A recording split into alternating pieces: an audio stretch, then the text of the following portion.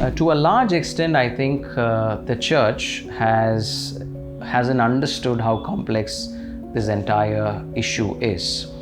Okay, so the first thing is the church has to fill in that knowledge gap that is there.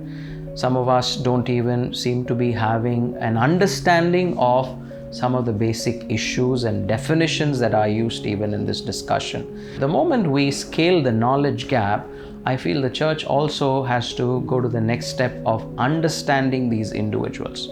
Now, these are individuals who are perhaps having conflicting ideas about their identity.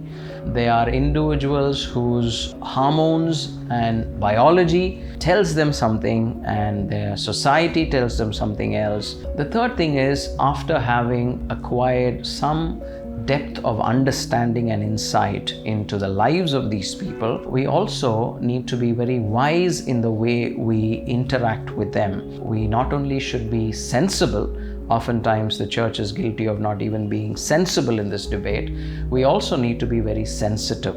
That's where I'd like to bring the example of Jesus. Now, Jesus is a master in marrying grace and truth. Whenever Jesus takes any particular issue, say for example, the adulterous woman, that these men caught in the act of adultery and were waiting to stone her, Jesus says, the one who hasn't wronged morally cast the first stone. And we see that there's nobody that is standing. And Jesus says something that is very, very important for us to understand. Jesus says, neither do I condemn you. Now, Jesus has all the reasons to condemn her. He's morally more upright. He's unlike the other men. He is flawless in his character. He is the Holy of Holies, as it were. But he says, neither do I condemn you.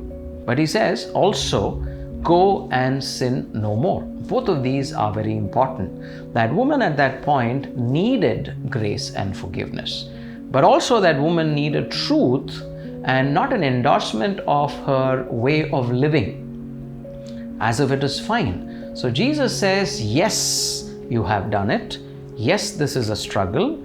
But I am not going to punish you for what has happened. I'm going to give grace to you, and that is what I am all about. But after having come to me and after having received my grace, go and sin no more. Don't go and continue doing the thing that you have received grace for. Don't trample this grace. So the Christians have to learn an important lesson. The church has to learn an important lesson from this. The church should not be blindly and recklessly condemning these people. The church should first of all grow up in our knowledge and understanding of these people, and then be wise in our response. Compassion, companionship, and communion with Christ are 3 C's that we have to introduce them to. And if we did that, we would not be perceived as homophobic. In the words of Christopher Yuan, he says, the church is perceived as anti-homosexual rather than being anti-homosexuality. Now, anti-homosexual is the person, anti-homosexuality is the behavior. Now, we are not against the person, we are just saying this behavior or the sexual behavior is not safe, is not productive, is not the best that there is. And we as a church are responsible in helping them to relook at us differently.